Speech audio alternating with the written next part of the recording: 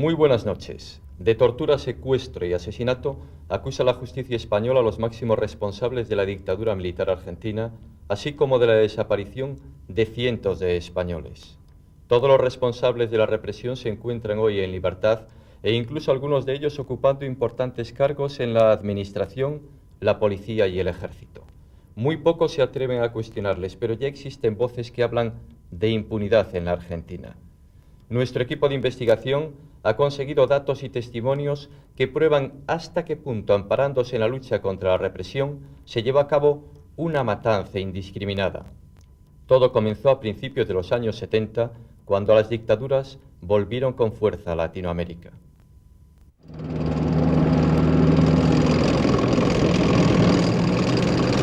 Informaciones confirmadas señalan que un sector de la marinería habría aislado Valparaíso y que la ciudad estaría ocupada. El 11 de septiembre de 1973, algo pasaba en Santiago. En este instante, los aviones pasan sobre la moneda. Seguramente la van a ametrallar. Nosotros estamos serenos y tranquilos.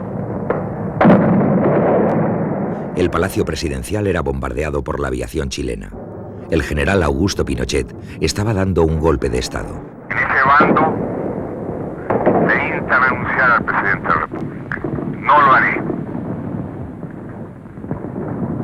Notifico ante el país la actitud increíble de soldados que faltan a su palabra y a su compromiso.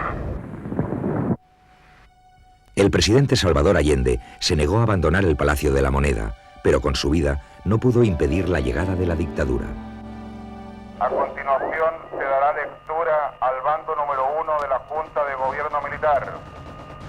Se advierte a los ciudadanos que cualquier acto de sabotaje en todo tipo de actividades nacionales, como empresas, fábricas, medios de comunicación o de transporte, etcétera, será sancionado en la forma más drástica posible, en el lugar mismo del hecho. En el dominó latinoamericano, Chile fue una de las piezas en caer, pero no la primera. El dictador Stroessner ya estaba en Paraguay, el coronel Banzer en Bolivia, el general Rodríguez Lara en Ecuador y el coronel Osorio en Guatemala. Mientras tanto, en Argentina se ensayaba la vuelta al peronismo. 1 millón de personas se preparaba para recibir a Juan Domingo Perón, que abandonaba su exilio en Madrid. Franco fue a despedirle al pie del avión.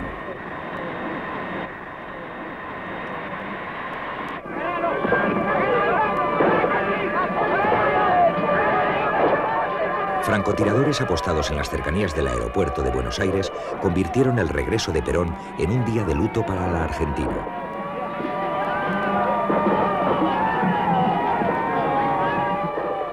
Hubo más de 300 muertos, tan solo el principio de lo que en el país pronto iba a suceder.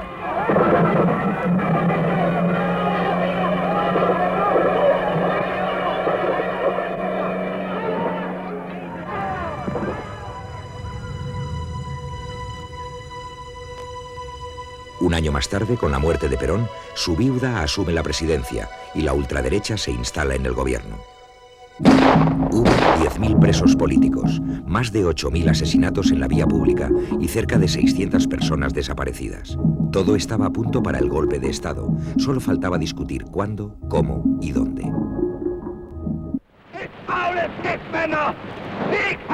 Se inspiraron en el decreto Noche y Niebla que Adolf Hitler utilizó en 1933 para eliminar cualquier oposición.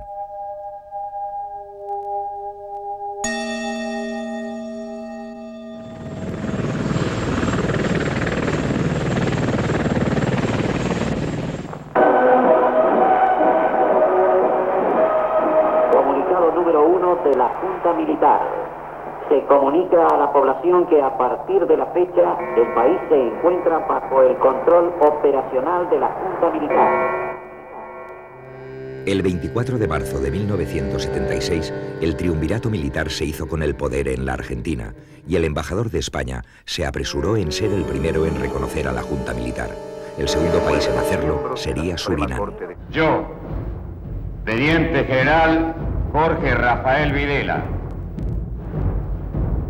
juro por Dios nuestro Señor y ante estos santos evangelios desempeñar con lealtad y patriotismo el cargo de presidente de la Nación Argentina y hacer observar fielmente los objetivos básicos fijados y estatutos para el proceso de reorganización nacional y la constitución de la Nación Argentina. Si así no lo hiciere, Dios y la patria me lo demandan.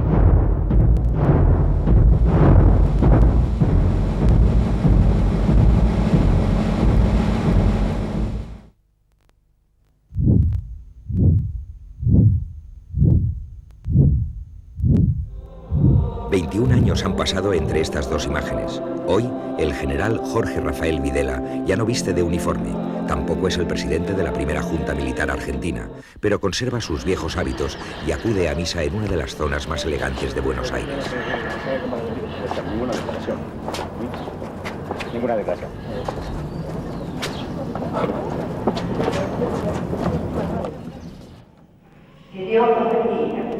En la misma ciudad, también en una iglesia, pero con el pañuelo blanco, un grupo de mujeres leen la lista de los desaparecidos durante la dictadura militar. Fueron cerca de 30.000. Ellas son los familiares de estas víctimas y también supervivientes de los campos de exterminio. Néstor Pedernera, Germán Disco, Virginia Monzani de Alisco, Jorge Calvo, Juana Martínez. En Argentina hoy todavía se respira una mezcla de dolor, miedo y culpa. Nadie ha olvidado aquellos 7 años en los que militares, policías y miembros de la AAA secuestraban, torturaban y hacían desaparecer a miles de personas. El escritor Ernesto Sábato se constituyó en la voz del pueblo argentino al leer ante el primer gobierno democrático las atrocidades cometidas durante la dictadura. La lucha contra los subversivos, con la tendencia que tiene toda clase de brujas o de endemoniados, se había convertido en una represión demencialmente generalizada, porque el epíteto de subversivo tenía un alcance tan vasto como imprevisible. En el delirio semántico todo era posible, desde gente que propiciaba una revolución social hasta adolescentes sensibles que iban a villas miserias para ayudar a sus moradores. ¡Párate! ¡Te están disparando! Había escuelas en donde se enseñaba a usar el miedo como arma, al pago de recompensas por la muerte de sus enemigos, a utilizar el suero de la verdad y a torturar. También a matar sin dejar rastro. Los instructores habían adquirido experiencia en Corea, Argelia y Vietnam. Los métodos que se utilizaron nos enseñaron los franceses y los norteamericanos. Vinieron acá franceses a dar clases y fueron militares argentinos y de toda América Latina a la Escuela de las Américas en Panamá, donde enseñaban la tortura y la forma de interrogar y de desaparecer. Resultaba muy difícil creer que tanta barbarie fuera posible y se produce muy pronto una especie de justificación de que si alguien desaparece o ha sido detenido por algo será. Cuando los argentinos salieron del túnel, tuvieron que afrontar la terrible realidad. Todos caían en la redada. Dirigentes sindicales que luchaban por una simple mejora de salarios. Muchachos que habían sido miembros de un centro estudiantil. Periodistas que no eran adictos a la dictadura. Psicólogos y sociólogos. Jóvenes pacifistas. Monjas y sacerdotes que habían llevado las enseñanzas de Cristo a barriadas miserables. Y amigos de cualquiera de ellos. Y amigos de sus amigos. Entre ellos había cientos de españoles. Sus nombres y sus caras siguen presentes en las pancartas que desde hace 15 años pasean los familiares por las calles y plazas argentinas. Resulta indispensable, aparición con vida y castigo a los culpables.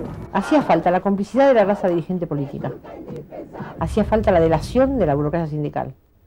La complicidad directa participación de la Iglesia. Y, por supuesto, las Fuerzas Armadas que organizaron y prepararon todo esto con una policía que fue el brazo ejecutor de las torturas más siniestras que se puedan pedir junto con los militares que las implementaban, ¿no? Hizo falta todo eso para imponer el terror. Los cadáveres comenzaron a aparecer muy pronto flotando en las aguas del Mar de Plata.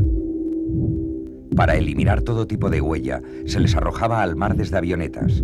Eran los hijos de las llamadas Madres de Mayo, entre las que se encuentra Hebe Bonafini. Los empezaron tirando vivos en Punta de Indio, entre el mar y el río.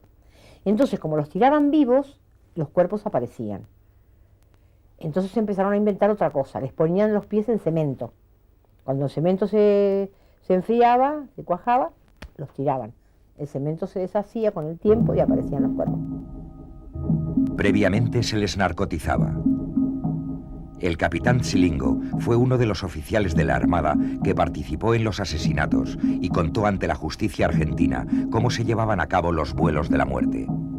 Fueron cientos de vuelos a lo largo del periodo que funcionó el grupo de tareas en la ESMA, donde todos los miércoles había un vuelo y cuando se acumulaba mucha gente para eliminar, se hacían vuelos extras los días sábados.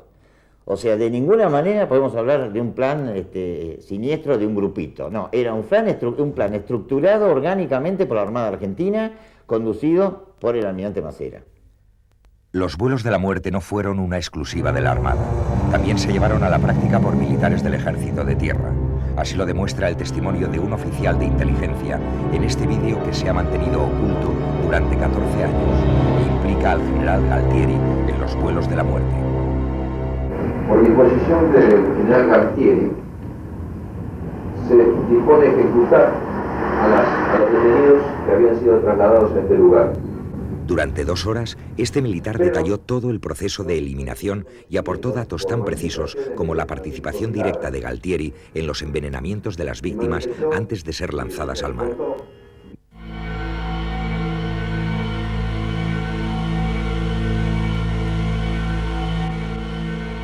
Son muchas hoy las personas que aseguran que la Iglesia fue cómplice de estos crímenes. Acusan a cardenales y obispos de reunirse con los jefes militares y planificar el asesinato de personas, de acudir a los interrogatorios en los campos de tortura y de auxiliar espiritualmente a los militares después de las matanzas. Cuando bajaban de esos vuelos, había sacerdotes preparados para sustentar a los aviadores y a los que empujaban a nuestros hijos al mar. Y les decían que cristianamente, que estaba bien, que era necesario. Los confortaban. En el momento que estaba tirando gente de los aviones, sabía que estaba tirando seres humanos. Ese cuento de que eran enemigos y todas las pavadas que decía la Iglesia, o el mismo sacerdote, cuando yo después de dormir la mona, me voy a ver al sacerdote y me dice que no me debo confesar. Me dice confesar porque he cumplido con lo que dice el mandamiento bíblico de eliminar la hierba del trigal, cosa que también es una mentira. Bonafini ha denunciado ante la Fiscalía de Roma y ante la Secretaría Privada del Papa Juan Pablo II al entonces nuncio apostólico en Argentina, Pío Laghi, uno de los cardenales que hoy figura entre los potenciales sucesores del Papa. Y las reuniones las hacían la policía, el nuncio apostólico, con algunos otros curas. Monseñor Plaza en La Plata tenía un comisario que era el que recibía las denuncias que las pobres madres llevábamos a él como obispo, y él nos mandaba al subsuelo, y era un comisario que nos preguntaba más por los hijos que teníamos en la casa que por el desaparecido. Cientos de españoles fueron sometidos a todo tipo de suplicios y todavía hoy muchos permanecen desaparecidos. Cuando comenzaron los primeros secuestros, sus familiares acudieron en busca de ayuda a la embajada, pero, según sus palabras, allí solo encontraron el silencio y el abandono. Las denuncias comenzaron a llegar a España años después. El primero en llamar la atención ante el Parlamento español fue el senador socialista Alfons Cuco. Los informes que teníamos sobre la actuación de la legación diplomática española en Buenos Aires no eran demasiado buenos. No se había hecho ningún esfuerzo importante por intervenir, por proteger, por salvar a las gentes que en aquellos momentos estaban siendo simplemente asesinadas en el país. El embajador español en Buenos Aires era Gregorio Marañón, un hombre de negocios que representaba a importantes firmas norteamericanas en Argentina. Miembros del cuerpo diplomático y ciudadanos españoles afectados aseguran que desoyó todo tipo de quejas. Otros van incluso más lejos. Gregorio Marañón fue un cómplice total de los militares. Aparecía en los actos y toda esta historia. No fue posible que Gregorio Marañón respondiera a estas y otras acusaciones. Se ha negado a dar cualquier tipo de explicación y guarda silencio. Sin embargo, nombres de diplomáticos españoles son recordados todavía hoy con respeto y agradecimiento. Entre ellos, el del cónsul Ramírez Montesinos. Fue él, y no su embajador, quien tuvo que enfrentarse a la Junta Militar. Si lo dejo en manos de la embajada, no pasará nada. Entonces le dije, sí, muy bien, la voy a hacer yo la gestión. Entonces pido una entrevista con Galtieri. Cuando Montesinos se entrevista con Galtieri, Galtieri tiene sobre su escritorio la famosa lista amarilla, donde hay muchos nombres, y algunos de ellos marcados con una cruz latina roja, donde alcanza a ver que Palmiro ya está marcado con una cruz latina roja. Efectivamente lo habían matado el día anterior. Palmiro y su padre Víctor Labrador fueron asesinados. Su hermano Miguel Ángel permanece desaparecido. Sus familiares hoy quieren sentar en el banquillo de los acusados a los policías que directamente participaron en la matanza y también a quien dio las órdenes. Cuando estoy en el despacho de Galtieri, sí veo la lista que tiene Galtieri, en la que aparece Palmiro Labrador con una cruz en lápiz rojo, aparece Miguel Ángel sin cruz, y Víctor Labrador no está, que es lo que le hace decir a Galtieri, mira la lista y dice, no, si esto es un error. Es decir, que Galtieri tenía unas listas de objetivos militares, ¿no? De gente que tenía que eliminar. Estas listas existen. El pasado mes de abril aparecieron en la ciudad de Rosario. Pertenecen al Departamento de Inteligencia Militar y demuestran la culpabilidad de Galtieri y hasta qué punto las palabras del cónsul español eran ciertas. Para mí ya no hay duda entre la relación entre los encapuchados que visitan la casa de la familia Labrador y el general Galtieri. Y luego el reconocimiento de la muerte de Víctor Labrador y de Palmiro Labrador en un comunicado publicado por el segundo cuerpo de ejército, por tanto refrendado por Galtieri. No ofrece ninguna duda. Aquel asunto, al que el embajador Marañón parecía no dar demasiada importancia, era un triple asesinato, el de la familia Labrador. Por él, la justicia española quiere sentar hoy en el banquillo de los acusados al general Galtieri, uno de los máximos responsables de la dictadura militar argentina.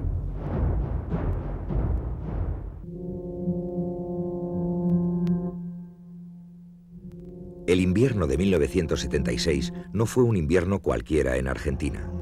Todas las noches aparecían los Ford Falcon, verdes o negros, los coches utilizados por los grupos de encapuchados que penetraban violentamente en las casas.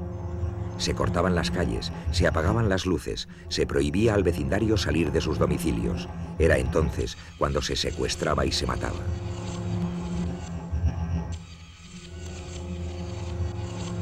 Este policía experto en explosivos acompañaba a los batallones encargados de realizar las operaciones de limpieza en Buenos Aires.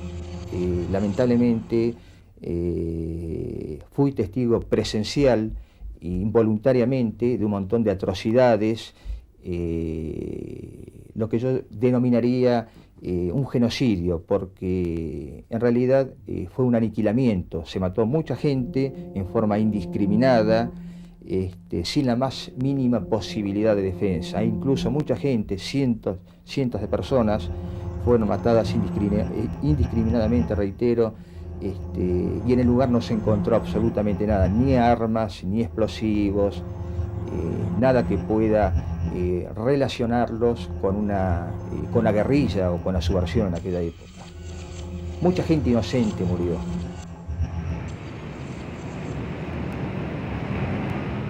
Los que participaron en la represión borraron las huellas de sus acciones. 10 días antes de que la Junta Militar abandonara el gobierno, se dictó una orden para poner a buen recaudo los archivos secretos.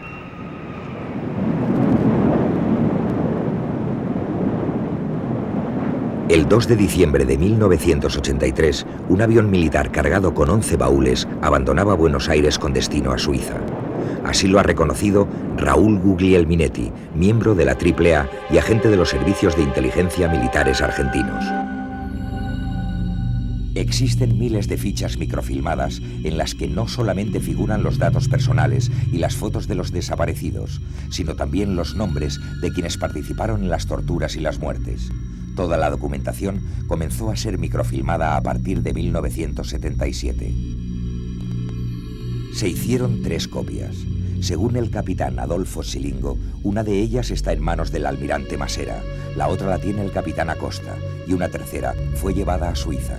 La información que yo tengo y que me la ratificaron hace poco es que en sobre cerrado, en la caja fuerte del jefe de Estado Mayor de la Armada, están las directivas donde figuran, dónde están el banco, la cuenta o las cajas de seguridad, etcétera, etcétera, no cuentas, sino cajas de seguridad, donde se encuentran depositados los microfilm en Suiza. El contenido de los microfilms es un secreto muy valioso para quienes participaron en la represión y que hoy forman parte de los círculos del poder político y económico en Argentina. España no solamente fue el lugar de paso de estos archivos secretos, sino también uno de los centros de operaciones de la Junta Militar para perseguir a los exiliados.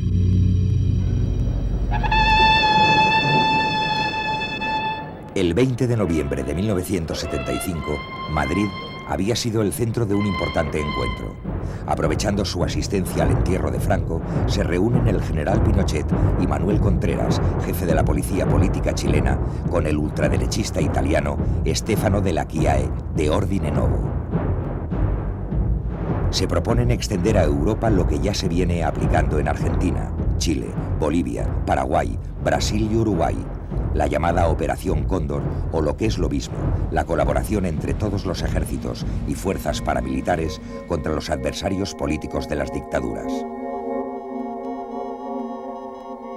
Siempre nos hemos planteado la posibilidad de la existencia de una internacional del terror, en España en concreto, muy vinculada a la ultraderecha, pero que muy bien pudiera haber estado sustentada por esa estructura que vino a generar el operativo Cóndor o el plan Cóndor diseñado por el gobierno norteamericano en la más absoluta ilegalidad desde esta Escuela de las Américas. En esta tumba reposa el cuerpo de una mujer argentina que fue secuestrada en Perú. De allí la llevaron a Bolivia, de Bolivia a Argentina, de Argentina a Brasil y de Brasil a España. Fue asesinada en julio de 1980 en Madrid. El caso Molfino, como así se le conoce, demuestra la colaboración de miembros de los servicios de información españoles en la Operación Cóndor. No es la primera vez que habían colaborado con los argentinos en este tipo de tarea y suponemos que con algún tipo de colaboración de fuerzas especiales españolas que no sé cómo calificarlas, pero que indiscutiblemente indican que no puede haber existido la desaparición de una persona en Perú, el cruce de un océano y la reaparición de esa persona ya muerta en España sin que alguien haya servido de infraestructura.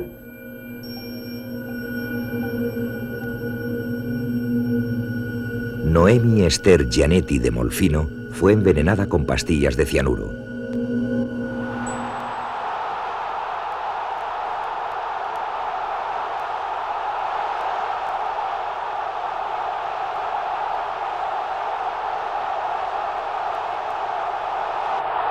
En 1978 se iba a celebrar el Mundial de Fútbol en Buenos Aires. Ya habían comenzado a salir a la luz, aunque tímidamente, las primeras denuncias de las familias de los desaparecidos, y la Comisión de Derechos Humanos de la Organización de Estados Americanos intentaba visitar Argentina. Se recurrió a la propaganda. Se pagaron $2 millones a la agencia americana Barston & Masteler y la estrategia consistió en establecer una red de periodistas capaces de lavar la imagen de tanto asesinato a través de un sistema de filtración en los diarios y revistas. Y España no fue una excepción. Importantes firmas del periodismo español, algunos de ellos hoy situados en puestos muy relevantes y que fueron plumas destacadas durante el franquismo, se prestaron a este lavado de imagen a cambio de dinero. Los militares argentinos utilizaron sus buenas relaciones en Europa para mostrar una falsa imagen de los centros de detención. víctimas de la represión aseguran que durante su estancia en los centros de tortura fueron visitados por varios periodistas y entre ellos reconocen a Héctor Sayago. Este Sayago visitaba la capucha y le era mostrada por el Tigre Acosta la capucha, donde cientos de prisioneros pasaron los 60 minutos de las 24 horas del día de muchos meses encapuchados, engrillados y esposados para luego ser asesinados. En las diligencias abiertas por el juez Baltasar Garzón, en el apartado de la Escuela Mecánica de la Armada, que encabeza el almirante Masera, figura su nombre. Se le vincula como periodista de los servicios de inteligencia militares y en concreto por su presencia y participación en la Escuela Mecánica de la Armada, la ESMA, que fue uno de los centros de detención ilegal, uno de los centros de detención clandestinos más importantes durante el periodo de la dictadura militar. Es a la Armada a quien corresponden las relaciones internacionales y desde la ESMA el almirante Masera intenta lavar su propia imagen. Quiere hacer carrera política a la manera de Perón. Busca una salida populista para la dictadura. El fiscal Estrasera fue el encargado de sentar en el banquillo de los acusados a los responsables de las 3 juntas militares en Argentina, entre ellos al almirante Masera. Masera yo creo que es el más siniestro de todos los personajes de aquella junta, ¿no?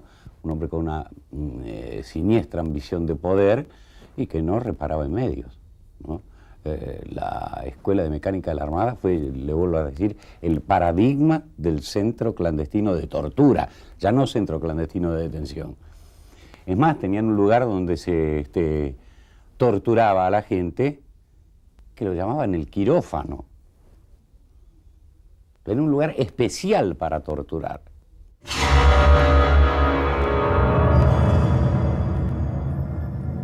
Algunos de los montoneros que quedan vivos y que en su día habían apoyado al general Perón salen de las cámaras de tortura con el compromiso de llevar a cabo tareas de información y asesoramiento para el proyecto del almirante Masera. También se recupera a aquellos que puedan ser útiles en la falsificación de documentos para llevar a cabo acciones fuera de las fronteras argentinas. Solo Víctor Basterra obtuvo material comprometedor y denunció después los planes de sus torturadores.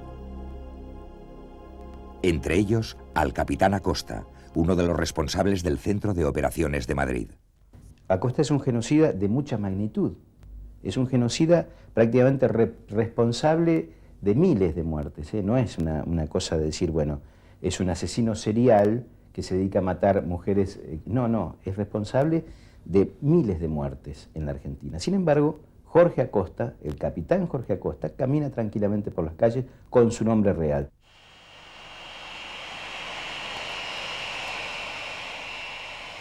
Se crearon 2 centros de operaciones, uno en París y otro en Madrid. A España enviaron también al teniente Pernías. En esos días estaba en plena actividad el Centro Piloto de Madrid y el capitán Acosta y el teniente Pernías tenían aquí fijada su residencia. Ellos, junto con el capitán de corbeta Jorge Perren y el teniente de fragata Alberto González Menotti, participaron en febrero de 1979 en un curso que organizó la Escuela de Guerra Naval Española sobre lucha antisubversiva. Allí presentan una ponencia sobre torturas físicas, psicológicas y la metodología de la desaparición. Hoy, los abogados de la causa que pretende juzgar a los militares argentinos encuentran paralelismos entre la actividad antiterrorista española y la guerra sucia argentina. No es casualidad, o pensamos que no es ninguna casualidad, de que la primera actuación de los GAL es precisamente un intento de desaparición. La investigación sobre la trama del GAL y los asesinatos llevados a cabo por la AAA y por los militares de la dictadura en Argentina están en manos de Baltasar Garzón. Este juez también sigue el rastro del dinero fruto de los saqueos llevados a cabo hasta el final de la dictadura militar y cuenta ya con abundantes testimonios de cómo esto se llevaba a cabo. Más allá de que existiera o no existiera enfrentamientos armados, se procedía al saqueo de la vivienda. Llegaban inmediatamente a algún camión particular, cuando era un operativo en conjunto con el ejército argentino, camiones del ejército, y se procedía al saqueo de la vivienda, no dejando absolutamente nada.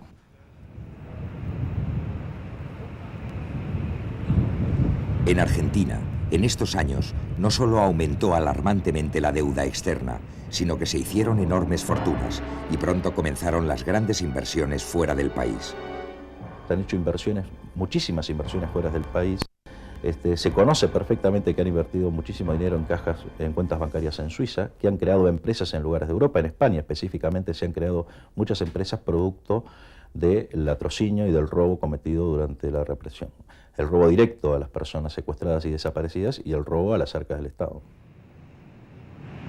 En la Escuela Mecánica de la Armada funcionó un centro de transferencia de propiedades de prisioneros a miembros de la Marina, con una escribanía y una inmobiliaria en la zona de Tigre. Hacían que el detenido cediera en una venta falsa a alguien sus bienes ante escribano y después lo mataban. El teniente Jorge Radice, que vivió también en España, fue identificado como el responsable de las operaciones inmobiliarias y financieras de la Armada Argentina. Radice, durante la época, con los sobrevivientes de la ESMA, había puesto una inmobiliaria para vender sus propiedades, las propiedades de la gente que había desaparecido en la Escuela de Mecánica de la Armada. Esto está archicomprobado, se vio en el juicio de los comandantes e incluso están vivas las chicas a las cuales obligaban a trabajar en semiesclavitud en esa inmobiliaria, que eran también desaparecidas. A Radice le acusan también de apropiarse del dinero de los montoneros y de administrar las fortunas de los responsables directos del genocidio. Actuaba a las órdenes del almirante Masera, alias El Negro. Según el capitán Etzelingo, fue Radice el encargado de secuestrar y asesinar a uno de los testaferros de los montoneros. Lo hizo secuestrar, lo hizo eliminar y todos los bienes de él pasaron a poder de Masera, o mejor dicho, de la administración esta que manejaba Radice, y por supuesto fueron enajenados y todo ese dinero a manos de Masera. Lo cual demuestra que la ESMA no fue un tema de subversión, sino de un plan político y siniestro manejado por Masera. Junto al teniente Radice se encontraba un exmontonero que supuestamente habría colaborado con él en la persecución de exiliados políticos y que posteriormente se refugió en Madrid. Su nombre de guerra era el de Chancho. Chancho Caprioli. Son numerosos los testimonios de las víctimas que apuntan hoy a los posibles culpables. Lo secuestraba antes de que me secuestrara a mí, pero estando yo dentro del campo de concentración, yo y otros prisioneros, sabíamos que él estaba viviendo en España, que estaba trabajando para los marinos, especialmente él se dedicó a intentar aportarles información a los marinos para que la Marina pudiera apropiarse de los fondos que la organización Montoneros había obtenido como parte de... La justicia española investiga no solo a los responsables de la desaparición de cientos de españoles, sino también a quienes se enriquecieron con sus bienes. En España se realizaron importantes inversiones en inmobiliarias y en empresas de seguridad a través de personas estrechamente vinculadas a la represión y a la violencia ultraderechista en Argentina. Agencias inmobiliarias dentro de Argentina y agencias inmobiliarias montadas en España, por ejemplo. Compañías de seguridad montadas en España, para darte más datos. Prosegur es una empresa creada por capitales de los militares argentinos.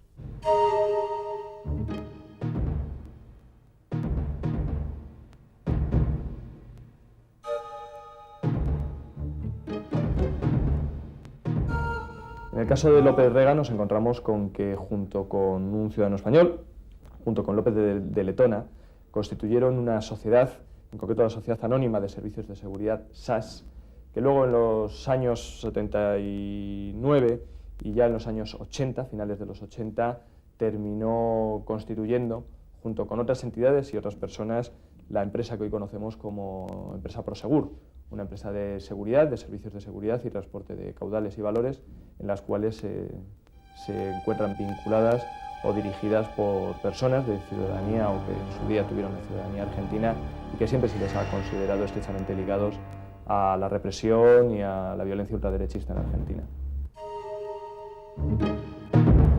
Periodistas argentinos investigan la supuesta vinculación en sus orígenes de estas empresas de seguridad con López Rega, la AAA y responsables de la dictadura militar. Garzón va a terminar expropiando Prosegur. Es eso lo que yo creo. Que lo que va a terminar haciendo diciendo este dinero vino de la dictadura argentina y esta empresa se ha hecho con capitales de esta camándula de gente que no han indemnizado a ciudadanos españoles, por lo tanto ahora... O sea, no está tan descabellado el juicio de Garzón. Numerosos personajes ligados a la represión en Argentina prestan sus servicios en empresas de seguridad en España. El caso más conocido fue el de Eduardo Rodolfo Almirón, miembro de la AAA, que formó parte de la protección personal del presidente de Alianza Popular. Cuando se fue López Rega del país, fue para allí con una serie de gente impresentable que eran de la AAA. Uno de ellos después fue famoso, Eduardo Almirón, porque fue custodio de Fraga y cambió G6. Publicó varios números seguidos con las tapas diciendo que Fraga tenía custodio de la AAA. Y en España se le vinculó, a la vista de distintas noticias y reportajes periodísticos, se le vinculó a operaciones terroristas de ultraderecha, como pudo ser los asesinatos, los actos violentos de Montejurra en los años de la transición española. También hombres como Jorge Suárez, acusado de participar como voluntario en los grupos de tarea encargados de los secuestros, asesinatos y desapariciones, encontró trabajo en España. Recuerdo ahora que uno que le decían el loco Antonio, creo que falleció posteriormente, ¿no? Que era había sido un activo represor y posteriormente era digamos, era un jerárquico en Ford, en España. Ese quizás Jorge Suárez. Exactamente. El loco Antonio le decían. ¿Y por qué le llamaban el loco Antonio? Bueno, sería por sus características dentro del grupo de tarea. Golpeador, todas esas cosas, ¿no?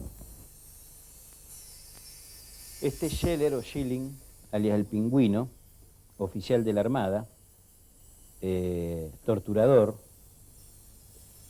y estuvo vinculado al Centro Piloto París y posteriormente está vinculado a empresas de investigación actualmente. El capitán Scheller es señalado por sus víctimas como uno de los militares implicados en los centros clandestinos de detención. Pertenece a la Marina. Desde la Embajada Argentina en Madrid, como agregado naval, controlaba la colonia de exiliados argentinos.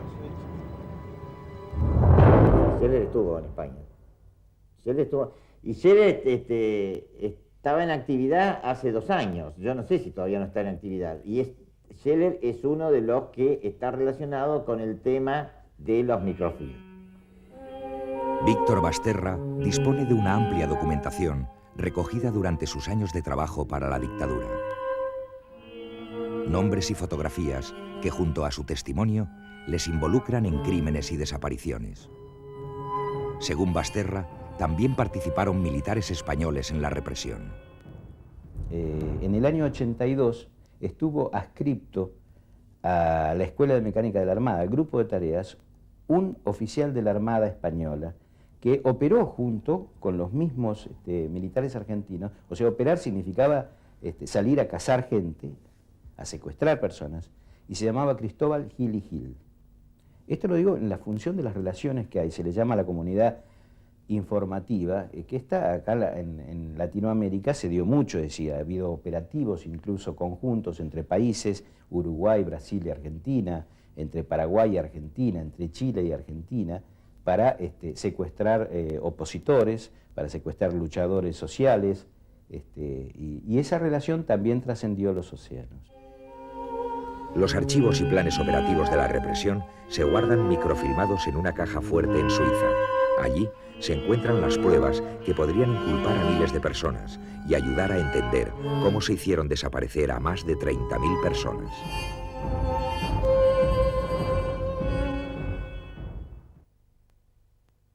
Quiero utilizar una frase que no me pertenece, porque pertenece ya a todo el pueblo argentino.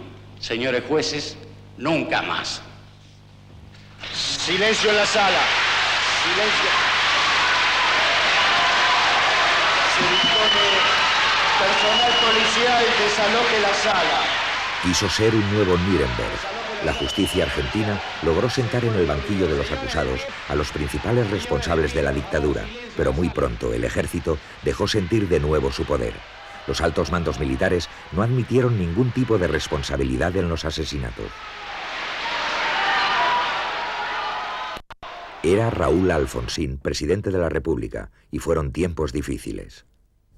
Y llegamos hasta donde pudimos, hasta el borde del precipicio. No es cierto que haya habido ningún antecedente de indulto, porque nosotros habíamos dicho ya en la campaña que quienes daban las órdenes iban a tener una condena o una consideración distinta de quienes la cumplían. Las penas a las que fueron condenados apenas llegaron a unos pocos años. Tan solo 5 altos cargos militares fueron condenados y más tarde indultados. Estábamos en un momento de transición, salíamos de una feroz dictadura, y enjuiciar y sentar en el banquillo de los acusados a aquellos que habían tenido la suma del poder público y que habían cometido hechos atroces, ya era realmente algo impensable. Cuando el tribunal iba llamando a los oficiales inculpados, estos se refugiaban en sus regimientos en un pulso permanente a la justicia y al gobierno, que no pudo seguir adelante porque se cuestionaba la propia democracia. El gobierno argentino tuvo que olvidar el pasado, y a este olvido se le llamó ley de punto final.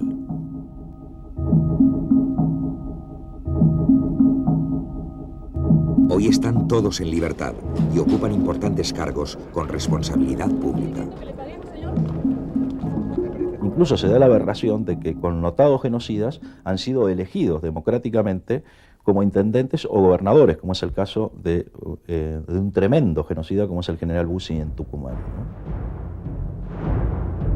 Se le conoce por la dureza con la que reprime cualquier tipo de actos o manifestaciones y está acusado de la desaparición de más de 500 personas. Era el general de las grandes palabras, que se veía como un descendiente de los libertadores y arengaba a sus tropas, citando a los héroes de la independencia. Vivió como un soldado, contemplando el rostro de Dios en cada batalla, y tuvo también el honroso privilegio de morir como un soldado. Con su ejemplo y bravura, supo levantar su tierra en armas y convertir a sus pacíficos gauchos en aguerridos combatientes, impulsándolos al fragor de la lucha, fecundando con su sangre generosa el solar patrio. Hoy Bussi es el gobernador de Tucumán. Hubo generales que escaparon de la justicia, como Guillermo Suárez Mason. Desde entonces se le conoce como el Pajarito. Todos le creían muerto hasta que hace un año apareció fotografiado en las gradas del estadio cuando juega el Argentinos Junior Club, del que es socio honorario.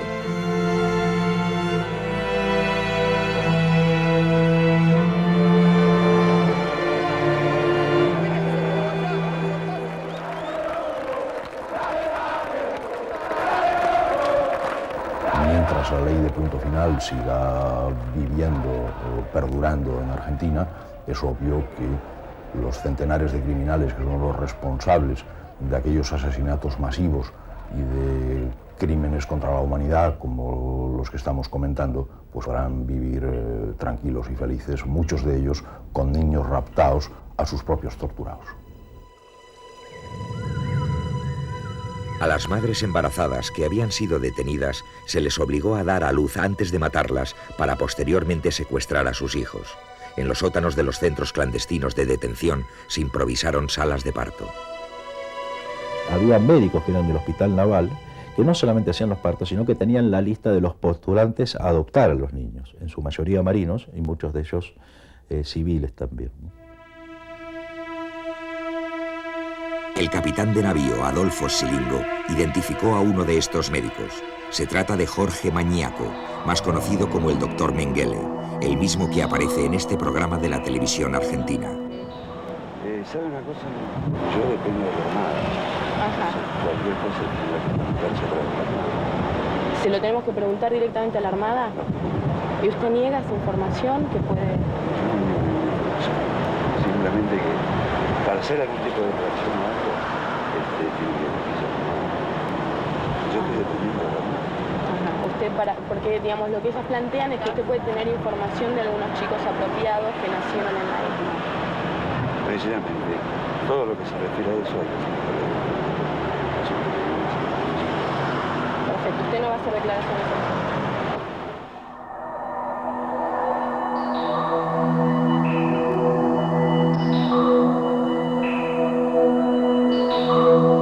Jorge Magniaco trabaja en Buenos Aires, vivió en Sevilla y Valencia y podría identificar a alguno de los niños raptados que hoy viven en España.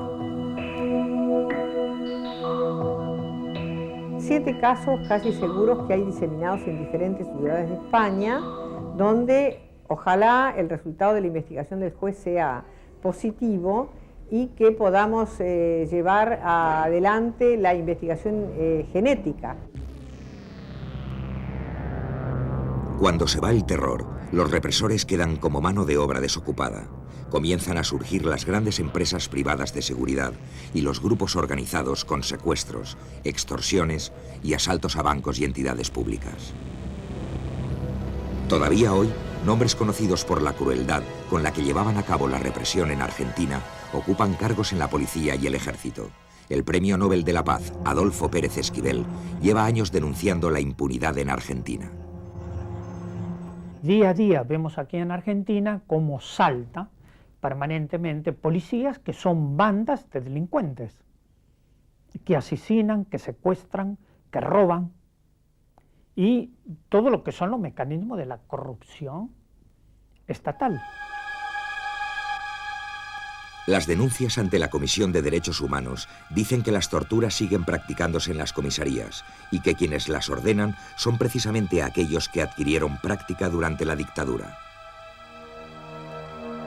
En los 7 últimos años ha habido desapariciones y torturas, esta vez no por motivos políticos, sino con la excusa de mantener el orden público. Muchos de festivales de rock, de barrios marginales, mueren en las comisarías, porque le ponen esas bolsas de polietileno, que es esa bolsa de asfixia, de ahogo, porque les meten la cabeza dentro de los inodoros llenos de mierda, porque los golpean hasta matarlos, porque los golpean en el pecho, que son los golpes más terribles, y los dejan muertos. Dicen que son golpes. Ninguno de los 2 presidentes de la democracia en Argentina pudieron limpiar definitivamente las huellas de la corrupción y del terror. Zilingo denuncia que los restos de la dictadura forman parte de los grupos de presión que hoy rodean al gobierno de Menem. El ministro del Interior, Carlos Corach, era del grupo macerista. El presidente de la Cámara de Diputados, Pierri, no solo era del grupo macerista, sino que era el que le proveía papel para el diario que publicaba Macera. Coan, secretario general de la presidencia, era del grupo macerista, e inclusive ex integrantes de la misma estuvieron trabajando en una fundación que apoyaba a través de las donaciones la campaña, que apoyó, mejor dicho, a través de las donaciones la campaña de Menem. El almirante Masera vive hoy protegido por un gran equipo de seguridad. Nadie se puede acercar a él. Cualquier intento de hacerlo resulta infructuoso. Vive en este edificio céntrico de Buenos Aires, rodeado de decenas de policías y guardias de seguridad. En los 14 años que han pasado desde el final de la dictadura, muchos de los que participaron en ella forman parte hoy de una vasta red de negocios que controlan el correo, las aduanas, el tráfico aéreo, la fabricación de pasaportes, las licencias de armas y las grandes empresas de seguridad. El hasta hace poco ministro de Economía, Cavallo, está denunciando al propio gobierno al que ha pertenecido como generador de mafias y acusa como uno de las mafias dentro del gobierno o que tiene vasos comunicantes con el gobierno a uno de los empresarios telepostales como es Chabrán, y concretamente lo acusa como algo así como un capo mafia, y que mientras que el presidente Menem lo reconoce como un empresario impecable. Menem ganó la presidencia, donde se dice que Chabrán fue su principal sponsor. El embajador en Roma es el contador de la familia Menem y ha sido ha sido quien consagró el control total de Yabrán sobre el aeropuerto internacional de Ezeiza. Hay muy pocas cosas en la Argentina que no controle el empresario Alfredo Yabrán. Un rostro desconocido hasta que hace unos meses el periodista José Luis Cabezas le hizo esta fotografía. Cabezas fue brutalmente asesinado poco después y hoy Yabrán está siendo investigado por este asesinato. José Luis Cabezas es uno de los 500 periodistas que han perdido la vida en Argentina en los últimos 10 años. A raíz de esto, los servicios de inteligencia argentinos han desvelado que en los círculos de seguridad de Yabrán trabajan destacados represores de la dictadura. Yabrán se valió o contrató en su momento, en los años a principios de los 80, contrató a una serie de personajes que habían sido activos integrantes del grupo de tareas y actualmente son, digamos, jerárquicos de las empresas de Yabrán. O sea que son personas que tienen nombre y apellido y siguen haciendo una vida de lo más normal y están acusados por atrocidades realmente terribles. Fernando Enrique Pellón, alias Giva, era secuestrador, torturador y está vinculado actualmente a las empresas del grupo Yabrán también. Este es Roberto Naya, del Servicio Penitenciario Federal, adscripto a la Escuela de Mecánica de la Armada, un torturador, interrogador, y él en estos momentos ocupa un cargo jerárquico de las empresas de Yabrán, que está siendo investigado por la muerte del periodista José Luis Cabezas. El caso Cabezas ha sensibilizado a la opinión pública argentina y se ha convertido en un elemento de la lucha política en plena campaña electoral.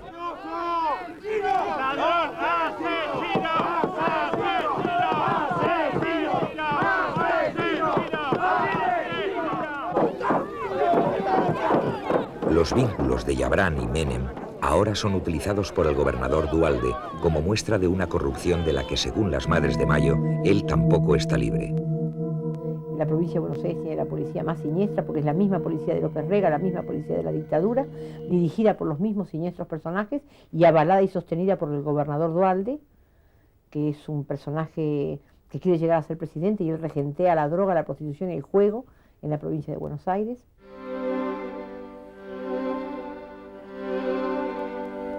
Paralelamente a la batalla política, numerosas voces continúan denunciando la impunidad en Argentina y esperan que sean los tribunales europeos los que hagan justicia en su país.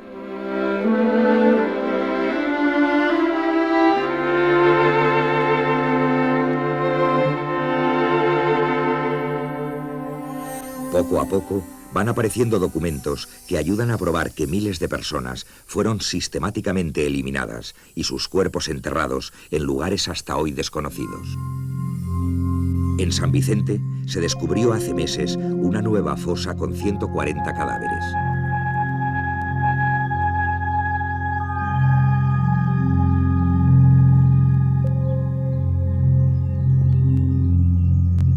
Pero no la última.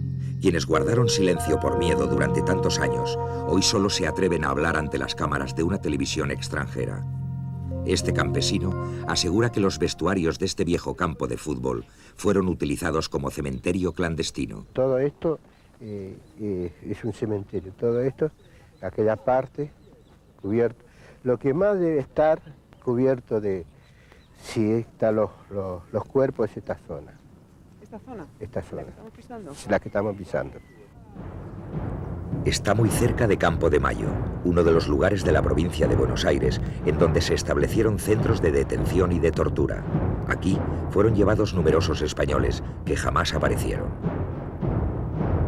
Quizás sus restos se encuentren enterrados bajo esta tierra y sean las pruebas que acusen a los autores del genocidio.